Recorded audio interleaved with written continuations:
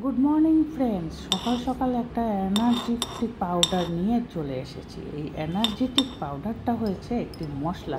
এটা আমি বানাচ্ছি, মনে করবেন আমি রান্না করছি। এই দেখো, এখানে কি আছে, আদা।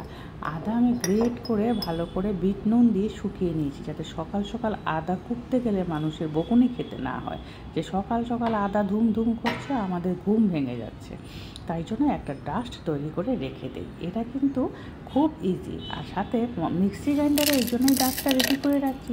একবারে রেডি করে রাখলে আমার বকুনি খেতে হবে না। মিক্সি গ্রাইন্ডার চালালেও কিন্তু প্রচুর আওয়াজ হয়।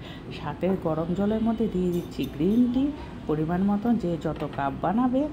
আর সাথে আছে লেবু আর আছে মধু। এটা কিন্তু খুব এনার্জেটিক একটি পাউডার। এটা দিয়ে সকালে গ্রিন টিটা খেলে সারা দিনের জন্য একদম মন টান সব একদম ফ্রেশ হয়ে যায়, আর কাজে কর্মে এনার্জি পাওয়া যায়। কেমন হলো আমার এনার্জেটিক গ্রিন টি?